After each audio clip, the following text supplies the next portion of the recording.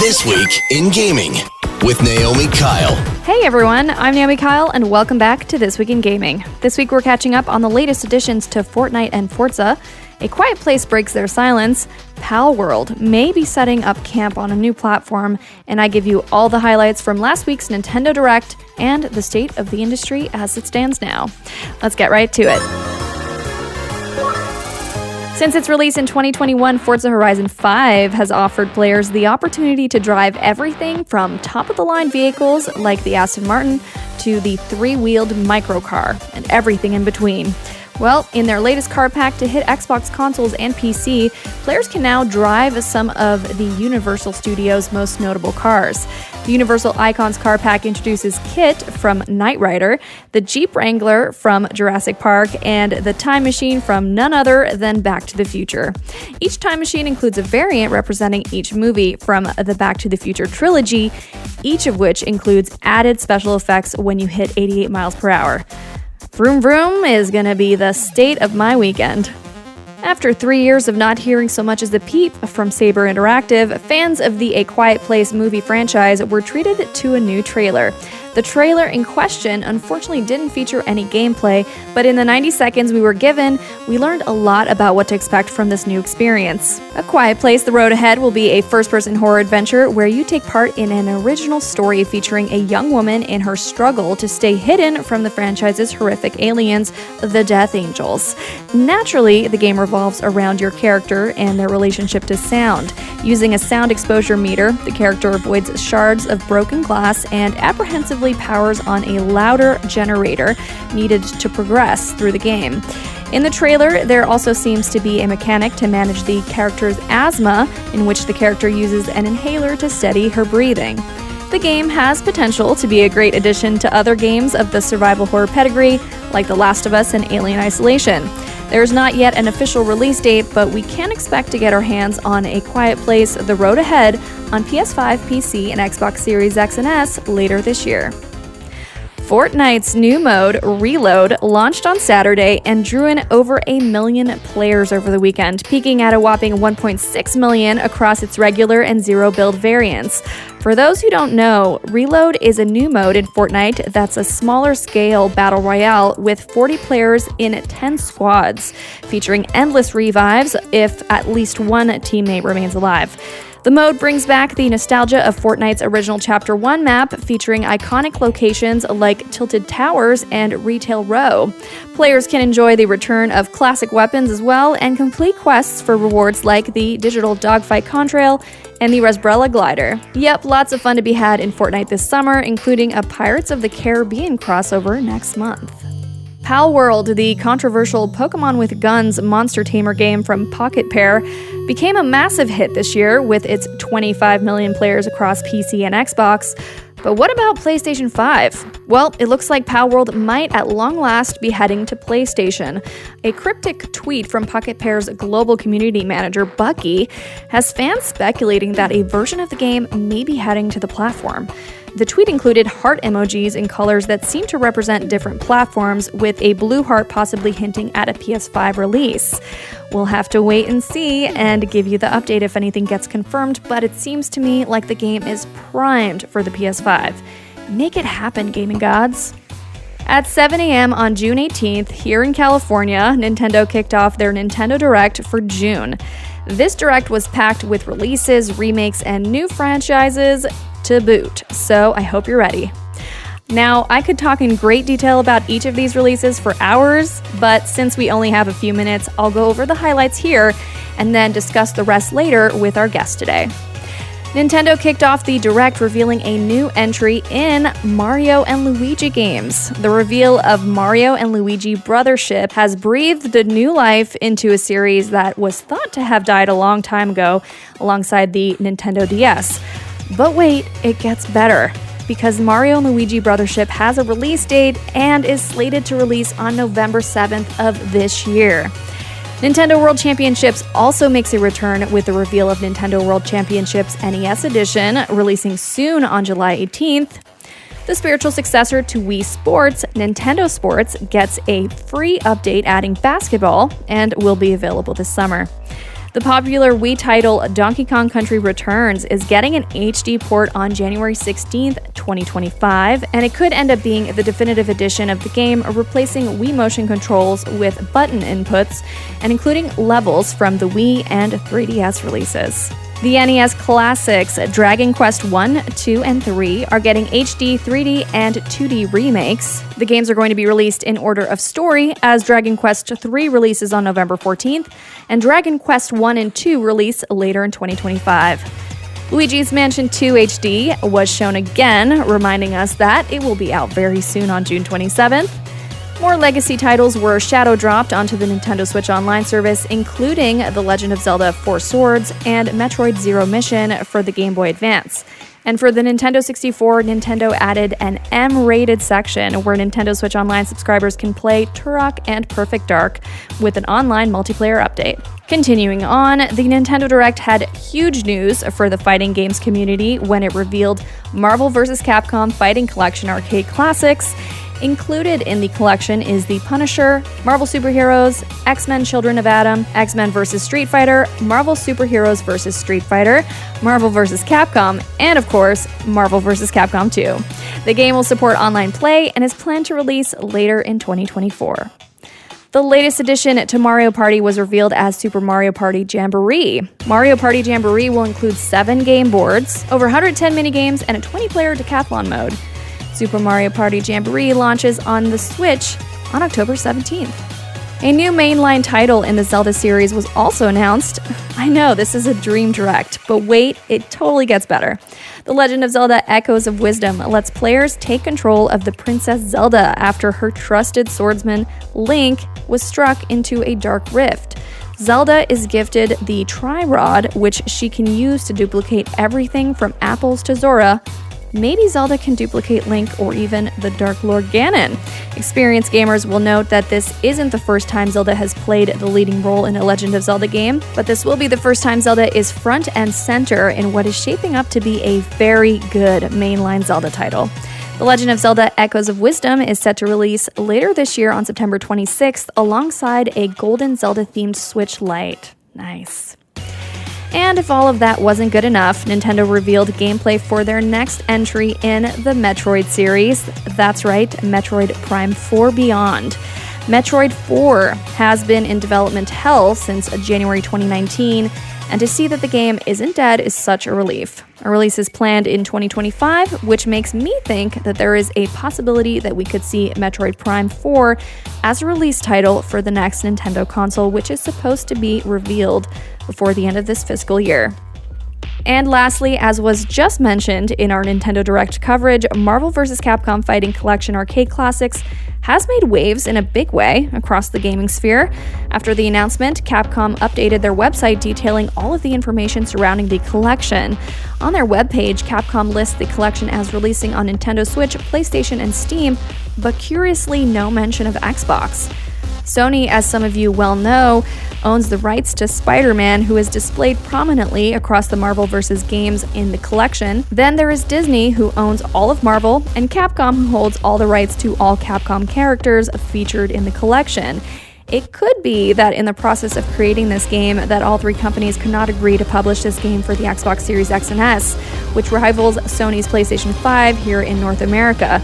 But on second thought, if that were true, then why was it okay when Marvel vs. Capcom Infinite released on the Xbox One back in 2017? What is so different between then and now? Lots to ponder. Games out this week. Now let's go over the video games releasing this week. June 26th, the Western tactical shooter Gun Show blasts its way onto PC, Xbox One, and Xbox Series X and S. The latest mainline release in the Super Monkey Ball series, Super Monkey Ball Banana Rumble, rolls exclusively onto the Switch.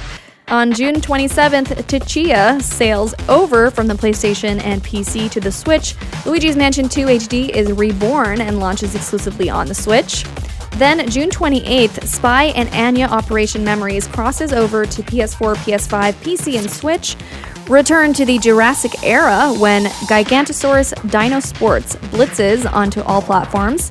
On Game Pass, EA Sports FC 24 will be available for download on June 25th. Then, SteamWorld Dig 1 and 2 will be available June 26th. And Robin Hood Sherwood Builders can be downloaded June 27th. And lastly, Epic Games Store is offering Sunless Skies Sovereign Edition as this week's free game. It is available for download from June 27th until July 4th. Quest complete. So that's it for the news this week. It's now time to chat with our guest, Danny Pena, who joins us to chat about a recap of the Nintendo Direct game reveals and a check-in about how we're feeling about the state of the industry right now. Select game mode. Multiplayer. Danny, welcome back to the show. It's so good to have you again. Yeah, thank you for inviting me. I love chatting with you about video games. It's going to be a lot of fun. So many video games. Yes. It's kind of weird to be talking about Nintendo Direct still because it feels like so many days have passed since. But yeah, it was this past week. It happened literally the day after my show aired on Monday. So now we're here to talk about what was revealed. There was a lot. How did you feel about the presentation this year? Was it worth all the hype? Oh yeah, 100%. I know. You guys talked about the everything that happened Summer Game Fest, at the Xbox Game Showcase. This is up there. This was a pretty good presentation from Nintendo. Usually, when a console is already been out for so many years, towards the end it gets a little bit slow. But I don't think so. Right now, Nintendo's still strong. I know they haven't announced anything about their next console yet. I know they've been hinting here and there. So I thought we were going to get to see like a lot of regular ports of games and stuff like that. But now there was a lot of big titles that was announced. And I think with the new console coming up soon sometime early next year, I think all these games that was announced is also going to be playable on the new console, similar to a game like Zelda that came out for the Wii U, and also Breath of the Wild came out for the Wii U and also for the Switch. We're going to see a lot of those type of games that is playable for both consoles. Oh, that's great. Yeah, let's talk about The Legend of Zelda Echoes of Wisdom. Such a beautiful, cute trailer. Also, it's Zelda. We're playing as Zelda. There's no Link in the picture in this one. I mean, do you see a close, a little sneak peek? But the majority is all Zelda. It's interesting. I think it's going to be something different and fun to play. And plus, I love that art style, like that type of style of gameplay with Zelda. So I'm very, very excited to play that. I was very surprised when I got to see that. I was wait, hold on. New Zelda? Wait, Link or Zelda? I was confused. Yeah, it was awesome. It felt completely out of left field a little bit, but I'm happy for it. I love anything that's in the Zelda realm.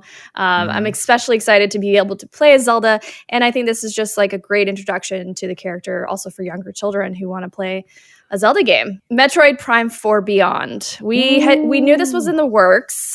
We finally got a first look at the long-awaited game.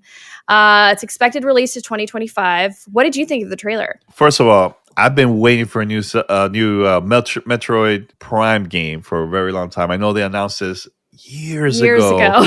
And E3 was still around when it was announced, right? So, and I know Nintendo a couple years back, they had to start over again because I think they didn't like the team in Japan didn't like the game, how it looked. And what the stuff that they showed, my God, it looks so good. And also those graphics, I don't know if that was like Nintendo Switch graphics. I think that's going to be more for both, of course, but I think with the stuff that they showed us, I think that's for the next generation. Console we're going to see. Yeah, because it looks so good. And plus, I need to know more about this new enemy that was looking at Sam. So it looks really good, really good. But yeah, it has the same Metroid formula, the puzzles and things to go and things to do. But it looks really good. It felt like it gave me like a Halo vibe, kind of like the introduction of the video, right? The world, the dark. You see the enemies. It looks really good. I love that trailer. I thought it was great. I was very hyped when I first saw that. Anything else stand out? There's so many upcoming games. We're not going to list them off, obviously, during this interview. But is there anything that stood out to you that you were like, oh, this is actually something that's right up my alley? Yeah, I mean, this wasn't a surprise. I know this was announced during Summer Game Fest, but I'm very curious to play Lego Horizon Adventures. Yeah. Because I know it was playable at Summer Game Fest. I just didn't have the time to put everybody to talk to. They were like, this game looks good. I know they played the PlayStation 5 version, but I'm very curious to see how that's going to look on the Switch. So that one is pretty good. I'm very excited about the return of, bringing back Marvel vs. Capcom, the collection. because there's a lot of fans that just love the fighting game from back in the days. Another one that really I'm really excited to try out is the Mario Luigi Brothership. Oh, That yeah. looks really good too. Yeah. Yeah. That's awesome. And That also, one's coming out November 7th this yeah, year. that's this year. Yeah. And one of my favorite games from back in the days, Donkey Kong Country, but now it returns, but in HD. It's going to be cool to Isn't play that that. wild? Looks really good. Yeah, Looks I good. can't believe that that's coming back. It was one of the first games that I played ever. So Oh, to really? see it come Awesome. back, yeah. So to see Yeah. it come back is very, very exciting for me. Cool. So that covers pretty much everything I want to talk about with Nintendo Direct. I guess overall sense, the Nintendo Direct presentation, how would you rate it?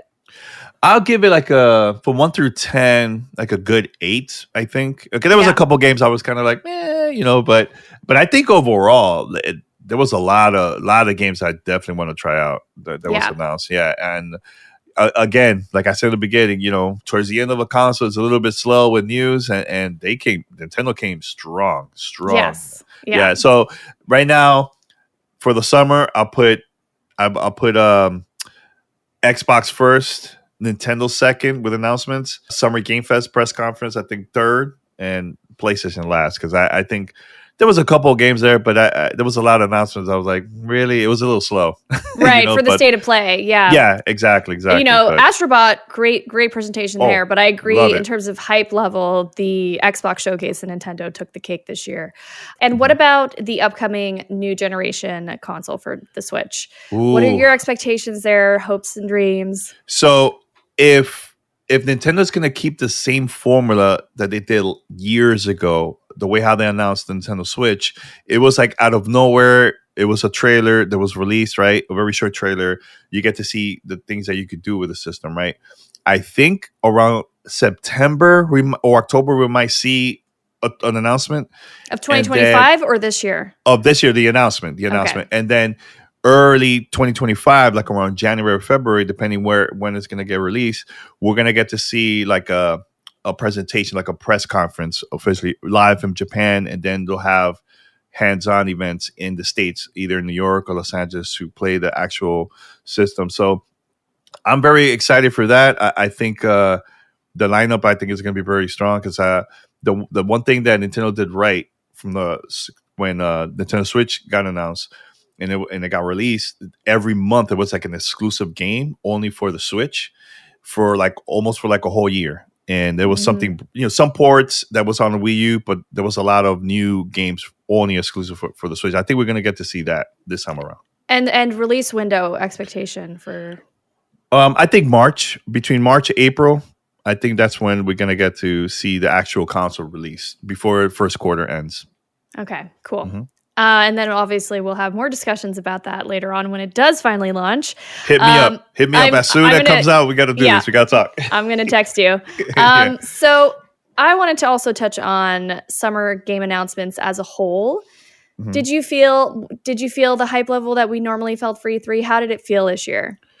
I think it was really good. I think, here's the thing. Jeff is a little bit different with Jeff, because Jeff is whatever the companies are available to be part of Summer Game Fest. So it's up to them, the stuff they can announce. But there were some good games there, like, Dragon Age. We got to see that for the first time, playable. I didn't like the trailer that was played during Xbox Game Showcase, but the actual presentation behind closed doors, 2 thumbs up. That was my game of the show. Oh, yeah. Honestly, yeah. I got to see Monster Hunter Wilds, which looks really, really fantastic too. And also the announcements of a lot of indie games that was announced during Summer Game Fest and other shows. It was really cool to see. And one company that I'm very excited to see more of their games is also Blumhouse Games. Yeah, the way how games. They're but all types of horror games. Even if you're afraid to play like a first person horror game, at least they have like a cozy game. Mm-hmm. The people like Stardew Valley, something like that, to balance it out, to balance it out and get into the genre and all that stuff. But the way how publishers now are working with indie studios for the indie studios to be creative, don't feel like the pressure of we got to do a certain way to get our games popular and that stuff. But I just love that formula of the support that we're getting from the indie studios. Yeah, Really, I really think cool. that's what Summer Game Fest did really well to like prop up that part of the industry. It was great. I felt, it's always different coming from my experience and both of our experiences at E3, but it felt good. It felt like a nice time for the industry to celebrate games, all the announcements happening within the same time period, about within 2 weeks. I thought it was good, and I thought having everyone choose their dates when they were going to announce stuff, when they were going to have their showcases, it worked. It really worked. Yeah. Well, how do you feel, just really quickly, how do you feel about the state of the industry after kind of the brutal start that we had? It seems there's still some layoffs happening here and there, but it's been pretty good past few weeks, I feel like. Mm-hmm. Yeah, I think I hope we don't get to see more of that the rest of the year. Is so far this year there have been more layoffs than the year before, so I think this is the thing that I love about Summer Game Fest and also the Game Awards. Yeah, because I know everybody's going to be talking about like, oh, the celebs and the big games and all that stuff. But here's the thing. A lot of people worked on all those games that we got to see, big or small, right? Those are moments for us to celebrate those moments with our community, with our industry, just celebrate. There's been people that have been working on those games for years, right? So when I go to like a Summer Game Fest, an Xbox Game Showcase, we get to see the Nintendo Direct, the State of Play. Those are moments for us to like get excited, as a fan of games, and also celebrate and give props to all those people that have been working on all those games. Even some worked on those games and that no longer working at the studio anymore, because of the changes that we got to see now the past couple of years, So I think right now we needed that because it's been kind of dark the past couple of months, right? And I think it's a good thing seeing these things, seeing all these announcements coming out now from all these companies. Yeah, seeing everyone come together to celebrate why we love games. And I'm glad that the whole summer game announcements happened and that we were able to experience some of the joy and what makes this industry so great. Mm-hmm. Well, Danny, thank you so much. Always such a pleasure having you on the show. No, thank you. And congrats for still recording, releasing episodes. I was very excited to see week after the show. Week. The show is doing great. That's really cool to see. So keep it up. Keep up great work. Thanks, Danny. All right, have a good one. You too. Danny Pena is founder and host of Gamertag Radio. You can follow him on Twitter at Godfrey. Flawless victory! Continue! And that's This Week in Gaming. I'm your host, Naomi Kyle, and I had the best time bringing you the latest in games. Thank you so much for listening, and thanks to my co-writer, Josh Seaman, for helping to put the show together every week. Don't forget to let me know what you're playing and what you think of these stories by tagging me at Naomi Kyle on social. From all of us here at This Week in Gaming, we wish you a gaming-filled week, and we'll see you guys same time next week. See you later. This Week in Gaming is an iHeartRadio Canada podcast. Subscribe to this podcast on iHeartRadio or wherever you get your podcasts. Download the iHeartRadio app for more podcasts just like these.